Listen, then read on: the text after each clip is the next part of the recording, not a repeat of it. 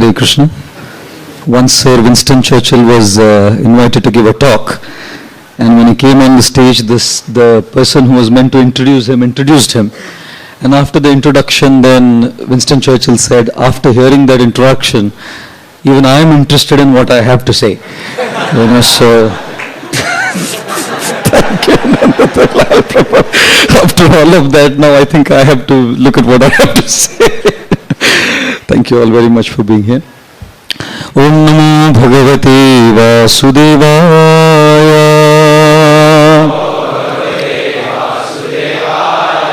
Hare Krishna. So it's my great privilege, pleasure and honor to be here this evening with all the youth of Mumbai for this monthly Prerna festival, for which I would like to first of all place on record my sincerest gratitude to the IYS admin, ISKCON Youth Services admin, for having given me this opportunity to discuss something with all of you this evening. My sincerest gratitude to all our guests who are here this evening. I sincerely welcome all our dignitaries, VIP guests for the Prerna Festival. And of course, I would like to welcome each and every single one of you, the energetic, restless youth of Mumbai.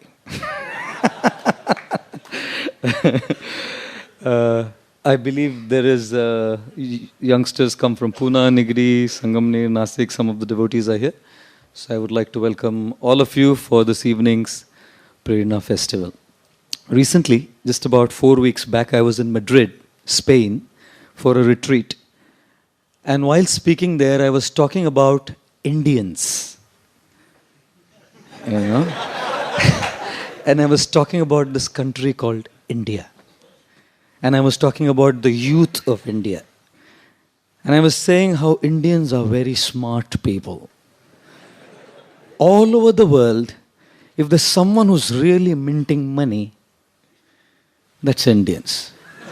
You know, if you go to Silicon Valley, all the software engineers practically are Indians. Doctors, engineers, lawyers, everyone is flooded all over.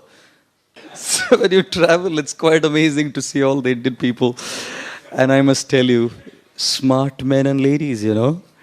I usually say once Albert Einstein was on a flight, and right next to Albert Einstein was sitting an Indian. So it was a long-haul flight, and Albert Einstein was extremely bored.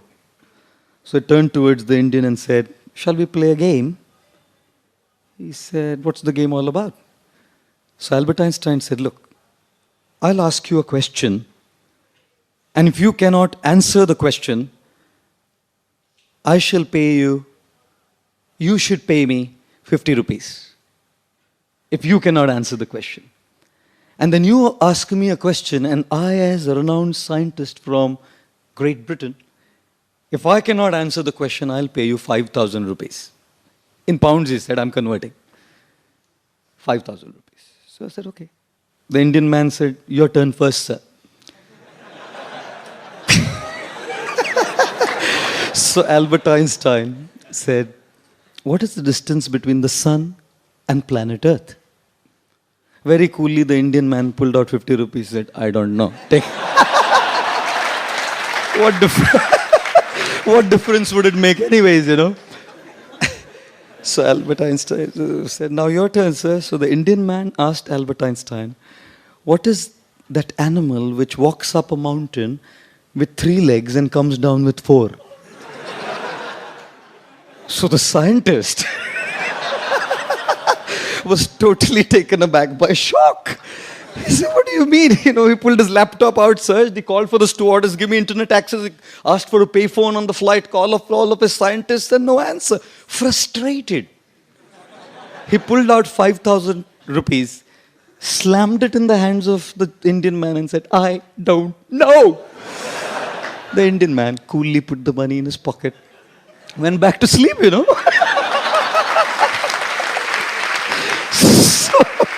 So Albert Einstein was so annoyed, he woke him up, said, idiot, I gave you 5,000 rupees. Now tell me, what is it that goes up a mountain with 3 legs and comes down with 4? The Indian man pulled out 50 rupees, said, I don't know.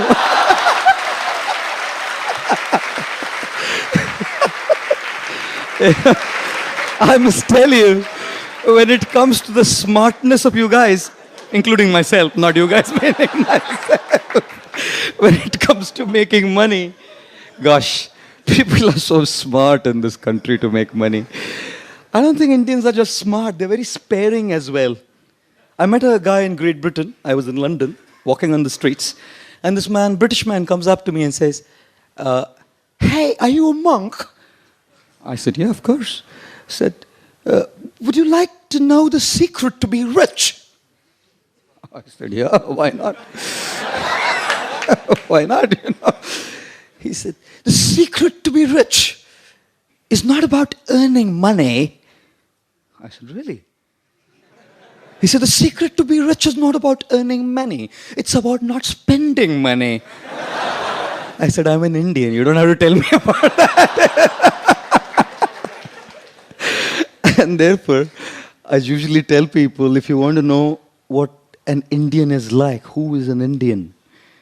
Then an Indian person is a person who after the shampoo is over, puts water in it and still finishes it, you know. You know?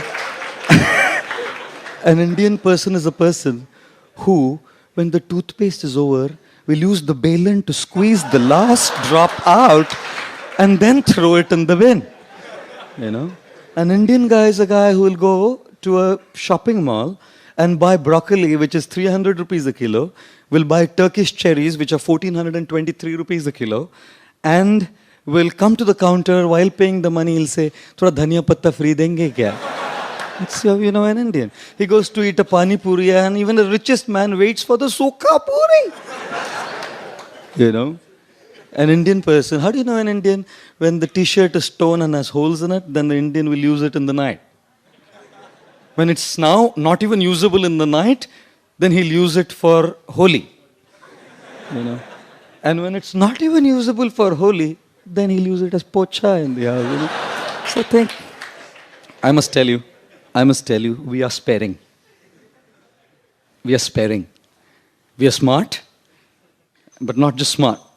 We are sparing. Therefore, people earn a lot of money. They make a lot of saving. Otherwise, most people squander all they have, you know. Smart to earn and very prudent and intelligent to save. But I don't think that's just all. Indians are just so patient. God, just so patient. They don't have a choice.